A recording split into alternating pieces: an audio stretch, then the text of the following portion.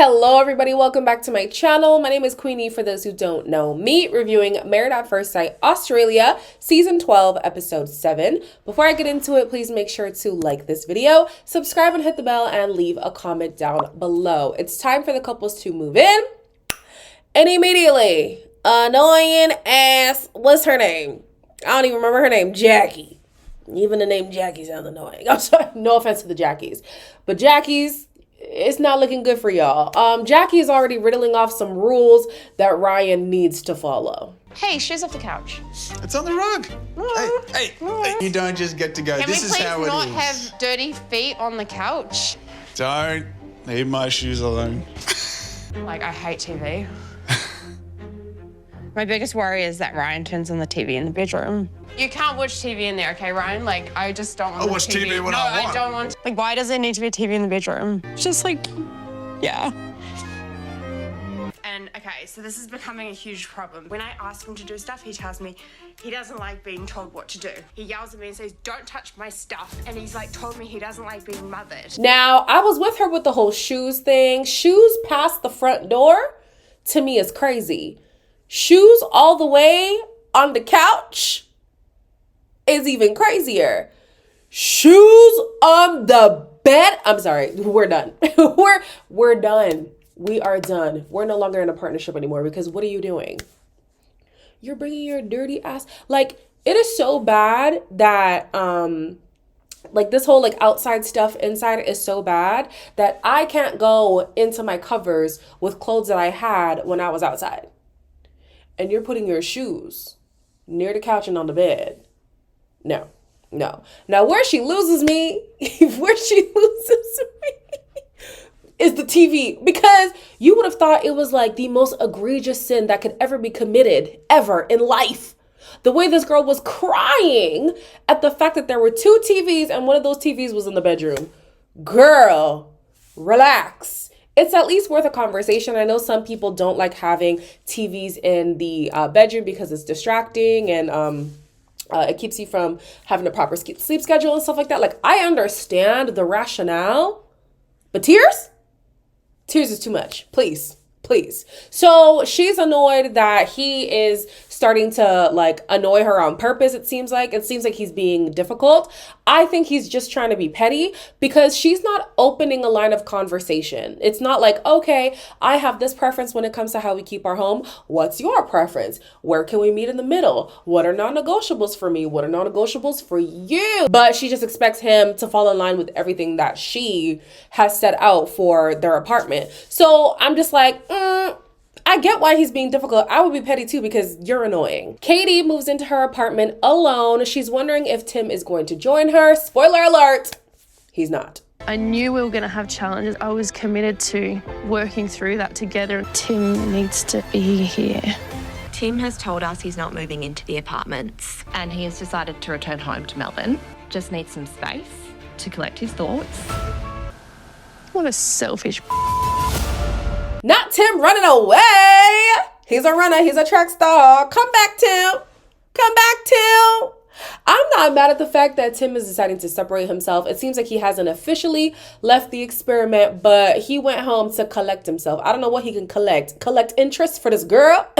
It's non-existent. So yeah, he decided to go home, reconvene. Maybe he'll come back. But I'm just like, damn, she's that repulsive. You can't even just be in her vicinity.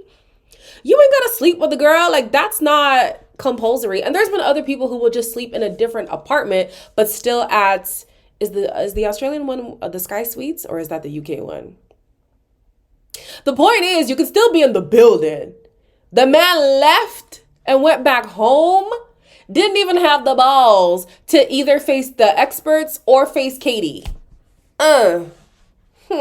It is Confessions Week. If you don't know what that is, it's where the experts send in different tasks for the couples to do to get to know each other a little bit better. The first task is the photo ranking challenge, which is always, it always comes with some drama. I wish both Tim and Elliot were here because I want to see, okay, so is anybody in the experiment somebody who you would be attracted to? Like, I'm just curious to know where their interest lies, you know, but they're not here. So we just got to watch everybody else do it. I actually do honestly find you the most attractive. We're not even close to them. Without hesitation, gotta put you, babe. You're like a 500 out of a 10. Oh, really? Yes. Yes, I'm feeling attracted to Ryan. I think Sierra is quite pretty. She has got one of the rarest combinations of the blue eyes, dark hair. I'll put you third. Equally attractive, or maybe her a little bit more attractive. And yeah, like she has dark hair, and that's what absolutely slays me. Just personal preference. They'd have to be like absolutely blow my mind stunning. Karina does look quite European looking, which I've just kind of drawn to that look. This is the moment when I knew, oh, he's doing this on purpose. He's definitely trying to be problematic because he's done with her antics. And I don't blame him. I really don't blame him. His top 3 people, although the girls don't look the same, I feel like they have a similar type of beauty. Maybe I'm alone here, but I felt like his top 3 had similar type of beauty. So I'm not gonna lie, it kind of did make sense that he didn't rank her above those girls if that's his typical type. But the way in which he was going about it, I said, come on now. This is borderline mean. Like, you don't have to do all of that. You really don't have to do all of that. Everybody knows when you don't put your partner number 1, it's gonna be a madness, okay? Like, you're supposed to put your partner number 1, even if it's not true. Make something up. Make something up. You know, your beauty tied into your energy and just the person who I know you to be so far into this process. Nobody can match that. Just, make something up. Then you can talk about the real answers after the show. Billy does something unique. I haven't seen anybody do this in the seasons that I have watched, at least. He decides to take Sierra to the pet shop so they can buy a pet together. Me and Sierra have both been missing our pets at home. Oh, the bird's actually out. Step on? Oh, I thought he was going to bite you. Yeah, he was. I'm good with animals usually, but I'm terrified of birds. It really doesn't look comfortable. Tattooed and muscly and 6'1", but he's terrified of... Stop coming near me with them. Come here. No. I like this idea. It's never even crossed my mind for the couples to get like an experiment pet. Like, oh, cute. It's a bonding thing as well. I think it's a great idea. The only thing for me is like, so when the experiment is over, who gets the pet? Is it going back to the store? Do pet stores have refund policies? Like, how does that work when all is said and done? And on top of that, you're gonna get a bird. I feel like a bird would just add to the potential annoyance of the experiment. Like, there's going to be times where this person who you still don't really know that well is going to get on your nerves. The last thing I'd want to hear is some freaking chirping ass bird in the back room. No, I'd get like a fish and that's about it. Or maybe a silent reptile, even though I hate reptiles. But I get something silent because I don't want this animal to add to my irritation on top of this person pissing me off. The next task is watching back the audition tapes. I feel like this is a first for at least Married at First Sight Australia. I know they did it in Love Island Australia. And you know, sometimes there's crossovers with Love Island and whatever. When they brought that guy from Maths to Love Island, I said, we have lost the plot as a people. But anyways, I like the idea because I want to see if what you told the producers is what you're telling me. So are you open to wanting to find someone again? Like, I don't care if I win lotto. It's more about partner, kids, dog. And what about looks? Bodies and looks, and women have kids, it all changes. I always say pretty face is always number 1. Yeah, just a natural person. What we can't control is that spark. How do you think you would tackle that? Are you saying that you would work at it? I'm willing to give it a go. Yeah, where the are you, huh? Tim definitely came on being the agreeable guy. You know, I'm cool with anything. I just want a pretty face. Like, body doesn't matter. Size doesn't matter. Height doesn't matter. I'm fine with anything. Petite, short, and blonde or brunette is quite specific for somebody who claims he doesn't want anything more than just a pretty face. Like, what was the end goal, Tim? I'm so curious to know how he thought this would pan out. I'm going to be so open, so agreeable, not be picky in any form or fashion. And I'm going to definitely get what I want in my head because these producers can read my mind. Or, because I saw this theory in the comments, I feel like I have to sneeze. Oh my gosh. Get out. Okay, it's gone. In the comments, somebody was saying that there's a theory going around that Tim used to look different. And so he used to actually get the attention of his type back then. But now he obviously has a different aesthetic going on. And so he hasn't yet married where he's at now to where he used to be. Again, I don't know if there's any validity in this. I don't know. But if that's the case, I guess I could kind of see why he thought he would be matched with a certain kind of person without even saying, I want this kind of person. Maybe he has body dysmorphia. Maybe he just has like a very inflated sense of self. But you're crazy to think you're just going to say, I'm open to anything and then be shocked when you get anything as opposed to getting exactly what you knew you wanted. But anyways, clearly he wanted to come across as the nice guy, both to the producers and to the viewing public. It has not worked. The hardest part about this section was watching Katie's reaction to him saying he just wants a pretty face. Of course, we know it's more than just a pretty face for him, but it doesn't matter how confident you are. To know that somebody was looking for just a pretty face, and obviously they're not around to see your face, you can easily deduce that they don't think you have even just a pretty face. I would crash out. Katie's better than me because she's still on the show. I mean, I'm sure it's for ulterior motives, but I would be gone.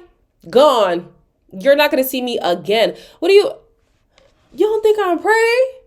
You don't think I'm even cute? You don't think I'm decent? Oh, God forbid. Billy and Sierra have the other task that they have is the confessions letter. And so they have a heart-to-heart about how not having a father in Billy's life has affected him in his adulthood. All I ever wanted was a dad that cared. Not having him around made me feel rejected. I hope he would have picked up the phone. Being rejected by someone who should have wanted to be there. He has broken me. So I hope me telling you this doesn't push you away and it gives you a better understanding of me. That was really, really heartbreaking. Yeah, I couldn't imagine that. This was so interesting to me because, so I studied psychology for those who didn't know. And a lot of times you encounter people who say like, oh, therapy's not for me. Therapy is stupid, whatever. And honestly, if you feel that way, that's your business, right? But to the people who end up taking the leap and doing therapy, a lot of them like to say things like, I don't think my childhood is relevant when it comes to who I am now as an adult. But then you see situations like this, and yeah, I don't think it's a direct correlation for every single person, but it's a hell of a lot of us. A hell of a lot of us have some residual like impacts that happen from childhood that permeate into our adulthood. It affects how we relate with other people, affects our sense of self, it like everything, our worldview, like a lot of things, right? So to see Billy still be so affected about not having his father around and then also trying to reconnect and his dad not being interested, like, first of all, how painful. It would be one thing if it's like, okay, he's not around, whatever, I've just given up on that dream of having my dad in my life. But to then try and to be met with resistance, that hurts. That hurts. That's gotta hurt. So, yeah, to see that it still affects him so much at this age, there is a correlation between the people who we are as children and who we become as adults. So yeah, I'm glad that he was able to open up. He said it's something that he doesn't tend to tell a lot of people. Now he's told basically the whole world, but that's okay. And Sierra was really receptive to what he was saying. She wanted to get emotional, but she knew that she had to be the rock for him in this moment. And it was a great exchange. I loved it. Athena watches Adrian's audition tape and listen, I feel like there's been a disconnect between what I'm saying and what's being perceived about how I see Adrian's sentiments. Adrian, of course, is not the only person to feel like they wouldn't really be comfortable being a step-parent. But the way in which he's going about saying stuff is just not right. Do you want kids? Yeah, of course. Would have had them yesterday. Really? I worked on myself a lot. I got myself a dog, so you can say I am. Why is that annoying? Because it's probably why they matched us together. I just didn't say I wanted to be someone else's dad. I could have had kids 2-3 years ago by my own. And I didn't say I want someone else's kid.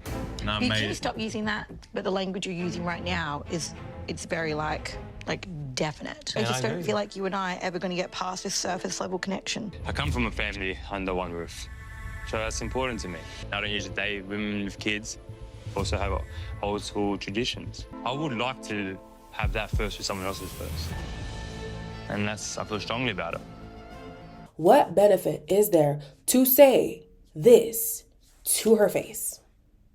Again, the quiet part is being said out loud. Why? Why? Especially because they've been connecting. And you know what?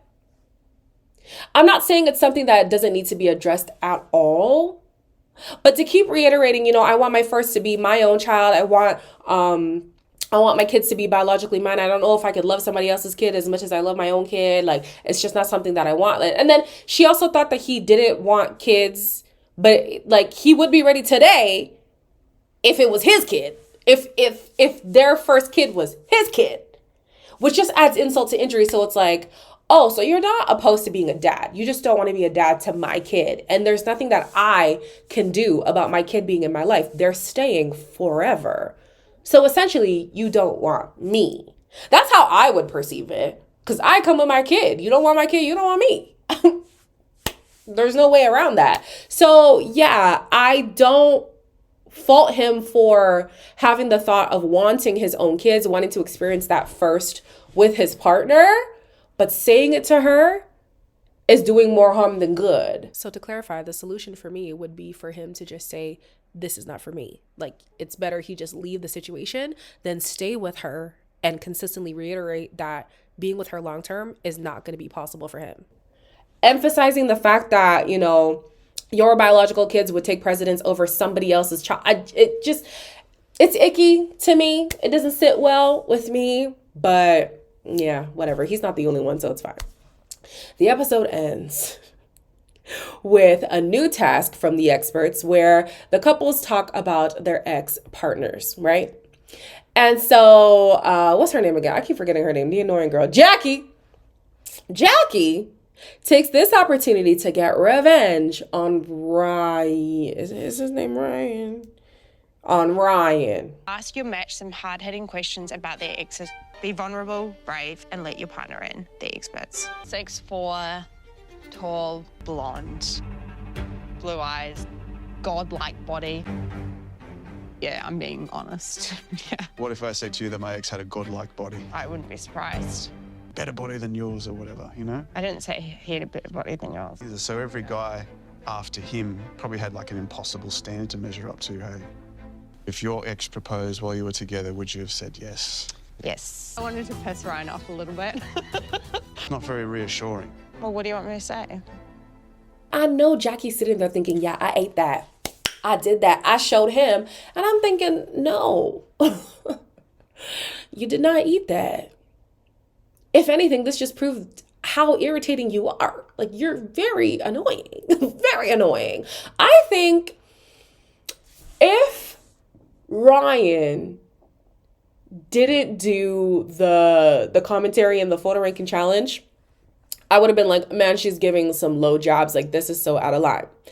But because he said what he said in the photo ranking, I'm kind of thinking, well, at this point, it's like tit for tat, You do me, I do you. So, can't really be too mad at her. But she put too much on it. Talking about, yeah, godlike physique. Oh, girl. It's funny because she keeps saying, oh, I want the male version of myself, baby. I don't think you realize, but you got exactly that. Y'all are same. It's definitely going to get worse for these two. I don't see them getting any better. I really don't. And I'm so intrigued to know what the experts are going to call out in both of them because they're both at fault here. As annoying as Jackie is, what's his name? He needs to get a reality check because he's delusional. And he's also being passive aggressive with that whole shoe thing, the photo ranking thing. There's things he wants to say, but won't say it explicitly. At least with Jackie, she'll tell you up front, I don't like this, I don't like that. It's annoying, but at least she's telling it to your face. So we'll see where things go with this couple and everybody else. As always, like, comment, share, and subscribe. And I'll see you in the next one.